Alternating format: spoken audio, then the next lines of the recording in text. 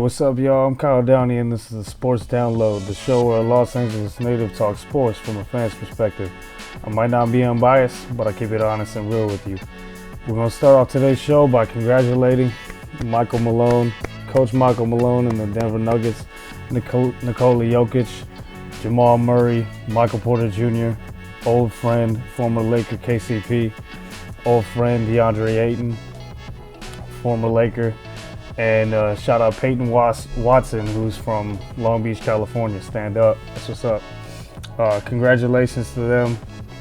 Oh yeah, former Laker Thomas Bryant, who asked for a trade because he wanted more minutes and did not get minutes that much, at least in the playoffs. He got some minutes during the regular season, but it's too bad for him and his contract. Hopefully he can find himself a decent role next year, because he asked for a trade and I think it benefited the Lakers. But I saw DeAndre Jordan. As I said, DeAndre Ayton. Congratulations to DeAndre Jordan on finally winning the championship. DeAndre Jordan was getting finals minutes while Thomas Bryant was over there on the bench, which I was thinking last night in Game 5. I'm like, dude, DeAndre Jordan's getting minutes. The Heat's got to win this game, and the Heat was up by 10. Excuse me. The Heat was up by 10. They fought it. They clawed, but they just didn't have it. Jimmy Butler, he had like a decent game, but okay game to his standards, but he just wasn't hitting shots, wasn't hitting threes. Came down to he had to hit that three to, I think, tie it at the end or bring it close, and Denver was just that good. I mean, Jimmy Butler had that late turnover, but Denver came back. Like Jokic came back in that third quarter, and it was a wrap. I mean, Jokic, excuse me, Jokic averaged like 30 points, 10 rebounds, and he might have averaged a triple double during this whole playoff run. He's established himself as, I mean, right now you got to say he's the best player in the world. It's either him or Giannis, and so it'd be interesting to see if we get to see them battle it out, either during the regular season or in the finals in a couple years. I saw Anthony Irwin post that on Twitter, and I was like, yeah, hopefully Giannis is on the Lakers.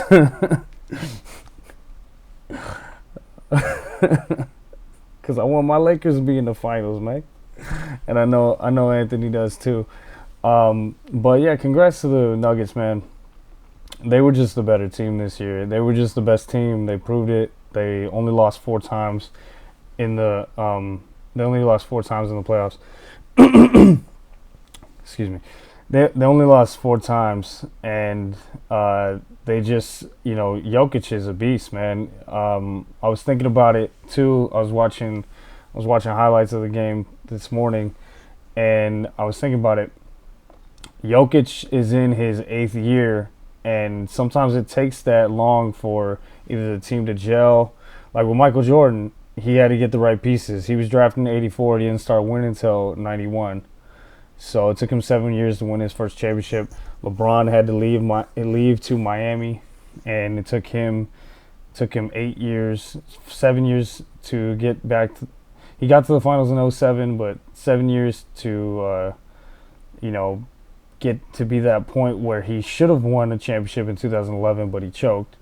But he won his first championship 8 years later. Kobe was lucky. He had Shaq early, so it only took him 4 years in the league to win a championship.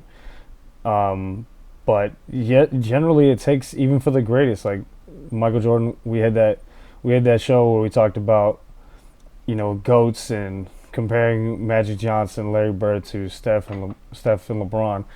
And when you think about it, even Michael Jordan's the greatest player of all time. That's how most people consider him. And it took him 7 years to win his first championship. LeBron's right up there in the GOAT conversation. Took him 8 years to win his first championship. It just takes time. It takes time with development. And shout out to the Nuggets, because, I wish we would have, instead of trying to get Russ or trying to get a third star, and we ended up trying to get Russ and it didn't work out, obviously. I was against it. But I wish we would have kept our team together. I wish the Lakers would have kept our team together like the Nuggets. So shout out to them, man. Stan Kroenke, the owner, he's now won championships with the Rams and now with the Nuggets. Shout out to them for just keeping everything together. They kept their coach. They kept Jokic, obviously. They stuck with him, and he's grown exponentially. He started off when he was his rookie, he averaged like 10 points a game, and now he's way up there into the high 20s, and just an overall great player. And he might be the best player in the world, him or Giannis. Right now, I think that's who you would say. And they stuck with Jamal Murray through his injury. Yeah, they made trades, but they made the right trades. Like they got KCP, proven veteran winner, 3-and-D player. They got Aaron Gordon. He's a good defensive player, and he's just all their pieces fit. Drafted Christian Brown. Excuse me. He was giving them good minutes. Bruce Brown was a great pickup for them. I don't think that he's going to be there next year. He said that he would be open to it, and I've heard he's a simple guy, but it's kind of tough because he's going to be like in for a big payday, and so it's going to be very tempting and interesting to see whether he chooses to stay in Denver or not. I was listening to the Denver Nuggets podcast, Lockdown Nuggets, this morning, and Adam Morris was saying that he really appreciates Bruce Brown, and whether he leaves or stays, he's a Nugget. And that's I totally relate, because that's how I feel about KCP. We traded him. It wasn't his fault. But I totally get being appreciative for those people that were there during that championship. Like, I love everybody on that 2020 title that we had. Everybody that's gone now. Rondo, Dwight Howard, everybody, Caruso especially, started Game 6. So I totally resonate with that and shout out to them. Man, it's tough because I wasn't rooting for them. I was rooting against them because they beat my team. But I was like reluctantly happy for them. Jokic had a beautiful moment though with his daughter, and I can relate because I have a little daughter around the same age, and she's wearing a leather jacket and a championship hat, and that's beautiful, man, to just be at the pinnacle of your career and just celebrate with your family. His wife's in the crowd, and he celebrates with his wife, and his wife's they've been together since they were teenagers. So it's a beautiful story, man. Beautiful story. 2023 season is over, and now it's the off season, and we'll see what happens. See how that unfolds. Like I said, Bruce Brown might leave the Nuggets, and people are talking about, is this a dynasty? I mean, it has potential, but I felt that way about the 2020 Lakers, and they blew it up. I'm not saying the Nuggets are going to do that, but I'm just saying things can change. And now with the new CBA being more stringent, I know it's not going to be. I know not everything is going into effect this next season, but some of it is. And I know that I've heard that basically the whole league is wanting to stay under that 190 million cap, so that they don't cross into that second apron and have to face that luxury tax and all the other stuff that comes into it, whether it's like messing with your being able to get buyout candidates and certain things like that, and being able to match money on a trade or go above the salary matching in a trade. So it's going to be very interesting. I don't like the new CBA. I think it's whack, because I'm generally pro labor. I'm usually pro labor as long as they're acting ethically. I'm pro labor. I'm pro the normal. I mean the regular guy. You know what I mean? And in pro sports, it's now billionaires are the owners and millionaires are the players. But I'm still pro labor, pro union. And I'm pro the players, because they're the hard workers. They're the ones that the league is benefiting money from. So I think it kind of they agreed to it. The stars who are on the Players Association, they agreed to it. But I think it's terrible. I think it gives a way out for owners to be cheap. And I've seen personally my owner, Jeannie Buss. I love Jeannie Buss, but they were cheap on not keeping Caruso. And that just the whole trade was terrible. But they didn't keep Caruso, and I think that would have helped. I'm not saying it would have saved our season, but it would have helped big time. And I just don't like, because if a lot of people care about their sports teams. If you're going to own the sports teams, you should be willing to spend at least enough to compete and reasonably compete. But I understand that not just luxury taxes, but messing with your draft picks, messing with your being able to buy draft picks, being able to match money, being able to go above and beyond, and being able to go above in the salary matching in a trade. I totally understand that. Excuse me. I totally understand that they wouldn't want to go above that, but I just think it's whack that the rules were put in place. I don't know. I don't agree with that. But speaking of the offseason, so I'm curious how much the Lakers need to do to compete with a team like the Denver Nuggets. Like, how much can we improve? How far are we from that? If y'all have any ideas in the comments, please hit me up in the comments. But I would say, we're only one game behind the Heat. The Heat got one game on them because they shot really well. And, we lost to the eventual champs. So I would think that, the only thing that the Heat really did differently was shoot extremely well in that one game. And so the Lakers obviously need shooting. They need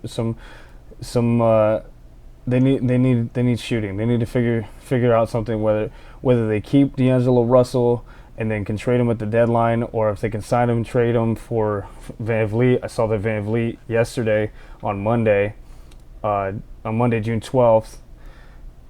Van Vliet declined his option, so he's now a free agent. So, D'Lo is a free agent. I think that could be a possible signing trade if Toronto's interested. I'm not sure what Toronto's doing. They didn't go into full tank mode. They've got a relatively young coach now.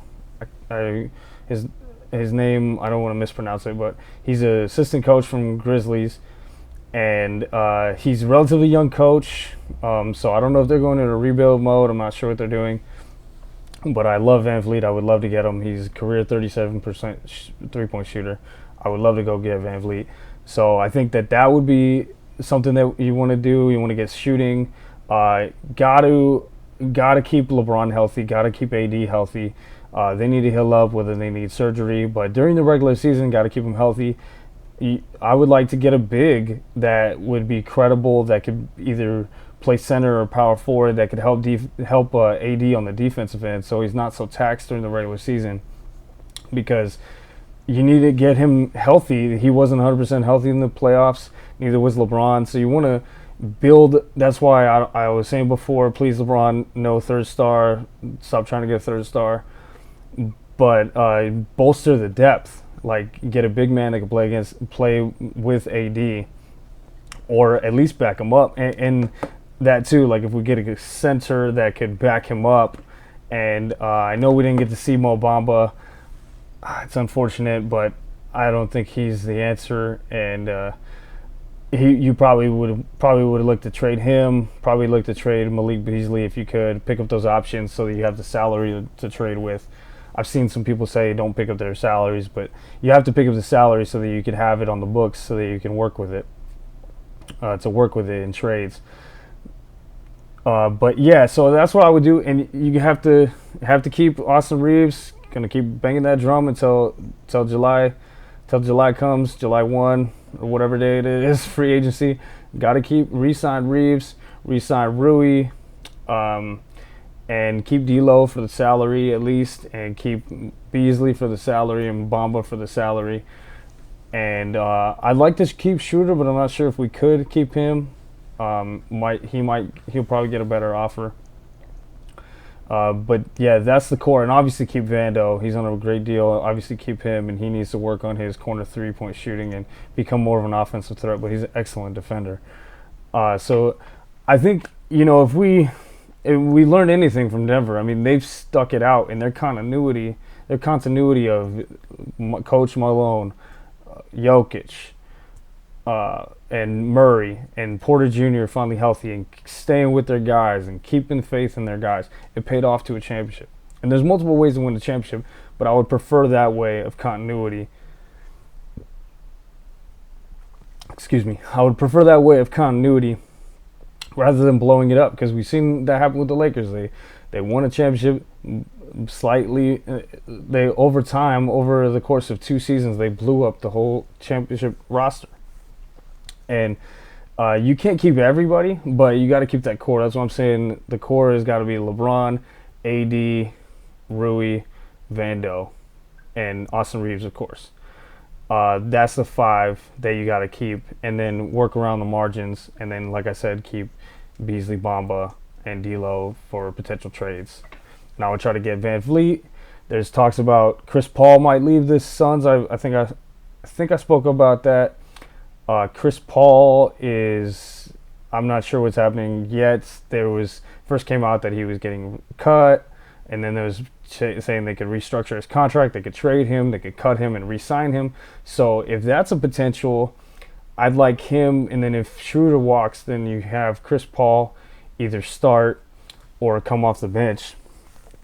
And but he's another guy that's older and gets injured every year towards the playoffs. So you'd have to have the depth in case that happens. But I always, Chris Paul's a dirty player. I don't like that part of it. But I wanted Chris Paul to play with Kobe years ago. And he's friends with LeBron. And if LeBron wants a star, even if he's not a star as in his game anymore, he's a star in name, and maybe LeBron still sees him as a star, I'd much rather get Chris Paul, especially if it's on a reasonable deal, like on the mid-level, a signing after he gets cut, something like that. I'd much rather him than somebody like Kyrie, who is just not available for multiple reasons. So I would say, we're far away from Denver as we sit right here as the season ends. But if we make some tweaks, and maybe if Denver loses Bruce Brown, could say we could compete. We didn't win a game, but we only lost by 6 points. An average of 6 points, total 24 points differential. And if we were healthy, or if people made more threes, we could have possibly contended. When you have AD, who's a defensive monster. And also, AD's got to be healthy, and he's got to average 26 in the playoffs. It got to be offensively aggressive like he was in the regular season. So I think we were in the Final Four. Like, a shout out to my wife, Jacqueline. She said, we made it to the Final Four, and nobody thought that at the beginning of the year. We went from 2-10 to the Final Four. And for this season, that's a success in the grand scheme of Lakers fandom. It's not a success because we didn't win a ring. But if we could build on this continuity and add and retool, I think that we could compete with Denver. I'm not saying that we could, at least if we get a top, I would like to get a top 4 seed, and then top 4 or 5 seed, and then just be healthy in the playoffs. And then we could compete with them in a series if we had LeBron and AD healthy and kept our core. And then Reeves makes a jump, and Rui makes a jump, and Vando develops a 3-point shot, at least in the corners. You know what I mean? If those things happen, and we add depth around, get some guys. If we add a Van Vliet, if we add a Chris Paul, and everybody's healthy, and we could make a nice stew. Add in all the ingredients. I think we could compete with Denver. So that's what I think then. And also, right now we got summer hoops. We got the WNBA. So over the last, I've always respected the WNBA. My cousin used to work for the Sparks, and I went to some games, and I've watched some games on TV. But I've always supported them, but I haven't gotten into watching that much of it. I'll be honest, on TV, but I'm starting to get more into it, and I was really watching the women's college basketball, and I support women. I support equality 100%. I think that women and men should be seen as equals. There's no reason not to. Anything else is silly. So I support them, and I was watching some WNBA games over the weekend. I went on vacation to Palm Desert, and I caught some of the Liberty. They were kicking butt. They actually came back. They were playing the Dallas Wings, which, side note, is a great name if you got wings. If you got 3 and D wings, people that are like small forwards. Anyway, a little bit of a dad joke there. But they were playing the Dallas Wings. The Dallas Wings were up, and then the Liberty came back, and Brianna Stewie just put on a monster performance. Like, she had 30 points and 10 rebounds, and then you had Ionesco hitting jumpers, and they just like took over that game, and it was a blowout towards the end almost, which was really cool. And they've had some really good games, and obviously since this is a Lakers Dodgers pod or show, we're also since we're a Los Angeles fan based show, going to be supporting the Sparks, of course. So I was checking at the standings, and right now as we sit here on a Tuesday morning, we have the Sparks are in third place. So for y'all that don't know, the top 8 make it into the playoffs. So right now they're still in playoff position. They've only played 8 games, and they're at 500, so that's okay. I heard Sabrina Merchant on a pod with Anthony Irwin at the Lakers Lounge, and she was saying last week that they've kind of taken care of business against the teams that they should beat, and lost against some of the better teams. So it's still kind of yet to be seen what their season is like. But she really likes the coach, the new coach, and she really likes that they're giving a damn and trying to win. And unfortunately, it wasn't a good team under Laker great Derek Fisher. Unfortunately, he was the GM and the coach, and it didn't work out well at all, and he was fired. So now under this new GM and new head coach, the head coach is Kurt Miller. They are, as some people might wanted them to think about rebuilding, because his next 2 years are going to be really good draft picks, really good college players entering the draft in these next 2 years. And I think, and Sabrina was mentioning that your record from the past 2 years influences your draft position. So Sabrina was like, "Yeah, we might as well tank. This is a great time to tank." But